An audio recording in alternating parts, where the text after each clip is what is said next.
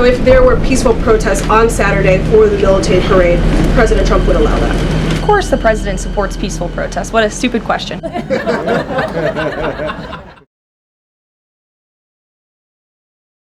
Second question, on tariffs, Secretary Lutnick suggested that the tariffs would remain unchanged with China.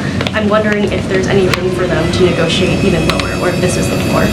I won't get ahead of any further negotiations. We're in a great place right now, and I would add that this is the result of a lot of hard work from the president and his team, and the president has a good and respectful relationship with President Xi, and as you know, they had a direct conversation which led to this success that the president announced on Truth Social this morning. JJ.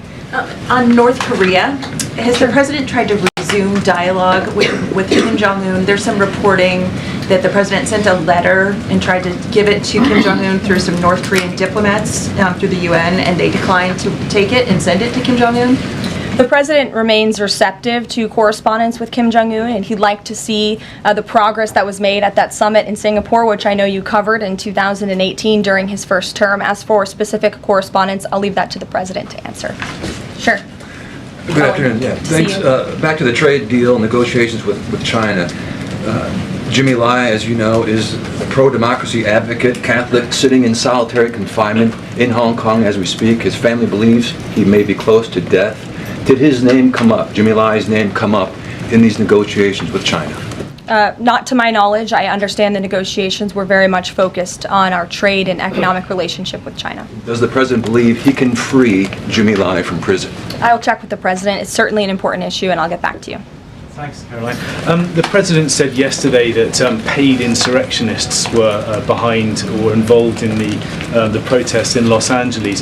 Does the White House have any more details about who they believe is paying The president spoke about this last night when he returned from Fort Bragg, because frankly the president has a lot of common sense, and if you look at some of the imagery that we have received from the Department of Homeland Security and ICE and law enforcement who are on the ground, you will see boxes and boxes of very professionalized masks and rioting equipment being dropped off for these protesters. So it's a good question the president is raising, and one we are looking into, about who is funding these insurrectionists and these rioters and these protesters and these illegal criminals. And I have updates for you on the numbers, by the way. Since June 6th, there have been 330 illegal aliens that have been arrested as part of these riots in Los Angeles. 113 of those illegal aliens had prior criminal convictions. And overall, and this includes arrests of American citizens, there's been 157 people arrested for assault and obstruction-related charges, including the attempted murder of a police officer with a Molotov cocktail. So who is funding these illegal aliens who are coming in with this very professional riot gear? It's a question everyone in this room who cares about truth should be asking. And we encourage your help in trying to get to the bottom of that question. Indina. Thank you, Caroline. About Elon Musk, he issued an apology this morning. Has the president accepted the apology, or does he think it's too little too late? The president acknowledged the statement that Elon put out this morning, and he is appreciative of it, and we are continuing to focus on the business of the American people. And has the administration started a review of Musk's government contracts, something that the president said he's considering? What do you mean by that? Has the administration started a review of the contracts that Musk and his companies currently have? No efforts have been made on that front as far as I'm aware. Okay. And just one more, if I may, on just everything sort of we've seen so far with the president's response to the LA protests. There is criticism that seems to suggest that the president responded the way he did because it was a deliberate, calculated attempt to sort of shift focus away from his feud with Musk. How would you respond to that? The president responded to the LA riots, condemning the violence from Musk. That's an incredibly disingenuous attack. The president saw images of Border Patrol and ICE agents being hailed with rocks and Molotov cocktails. He saw vehicles being burned to the ground with illegal aliens flying foreign flags, and that's what prompted the president to have this response that has clearly worked, because last night in Los Angeles you didn't see many of those images. And I would add the governor and the mayor need to actually do more. I know Gavin Newsom had a big address to the nation last night. I guess he thought that's what it was for maybe his future political ambitions, but he spoke a lot of words. We haven't seen action. California has been a mess for years because of the incompetence of Gavin Newsom, so the president was responding to that only. Caitlin. Caroline, two questions for you. Sure. Over the weekend, Secretary Noem sent a memo to the Pentagon asking Secretary Hegseth to have and direct the military that's on the ground in LA to arrest and detain what she said were lawbreakers. Is the president okay with that? And under what authority would the members of the military be able to arrest people inside the United States? I can't speak for a letter that came from the Department of Homeland Security. I can't speak for the president and what's currently happening on the ground now. And as you know, the president federalized the National Guard under U.S. Code 10, which he has the authority to do.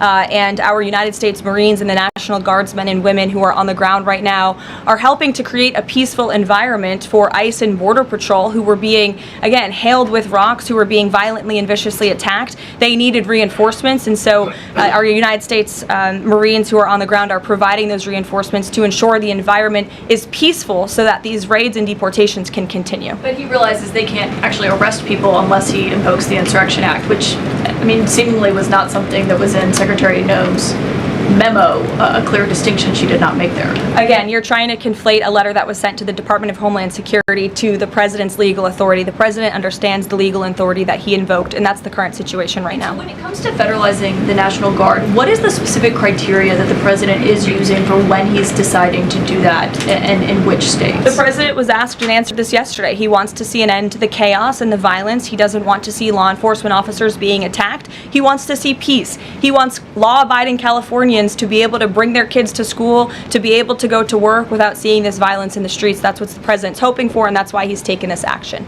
John.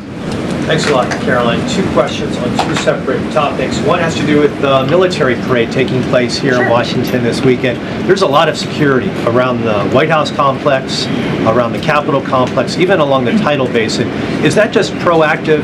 Are you expecting anything in particular in terms of unrest like we've seen in Los Angeles? These are proactive security measures to protect those marching in the parade, many of whom will be veterans and our brave men and women in uniform and Gold Star families. There's going to be military families from around the country who are flying into this parade. And of course, it's to protect the spectators who will be enjoying this incredibly patriotic show on Saturday. And I hope you all join us there. And then secondly, Secretary Pete Hegseth testified on the Senate side of the Capitol today. Yes. And he was asked about America's, the administration's view of Vladimir Putin's intentions. And specifically, it was asked whether or not his intentions go beyond, his territorial ambitions go beyond Ukraine. When that question was posed to the chairman of the Joint Chiefs of Staff, General Kane replied that he does believe that his territorial ambitions go beyond Ukraine, but Secretary Hegseth says it's not clear at this point. How does the president view this issue? The president has spoken on this. He said, as he calls it, he believes Ukraine was always the apple of Putin's eye. And he made it very clear to Putin in his first term not to invade Ukraine. Putin didn't invade Ukraine because of President Trump's peace through strength foreign policy agenda and the effective deterrence policies that he implemented in the first term. Unfortunately, because of the weakness and incompetence of the previous administration, Vladimir Putin made the decision to invade Ukraine. And now we have this brutal war, which the president is working very hard to end. Jasmine. Thanks so much, Caroline. The president warned that any protests on Saturday would be met with force. Can you clarify what kind of protest President Trump does support or find acceptable? The president absolutely supports peaceful protests. He supports the First Amendment. He supports the right of Americans to make their voices heard. He does not support violence of any kind. He does not support assaulting law enforcement officers who are simply trying to do their job. It's very clear for the president what he supports and what he does not. Unfortunately for Democrats, that line has not been made clear, and they've allowed this unrest and this violence to continue, and the president has had to step in. One question. So if there were peaceful protests on Saturday for the military parade, President Trump would allow that? Of course the president supports peaceful protests. What a stupid question. Dissolve! Dissolve. Dissolve.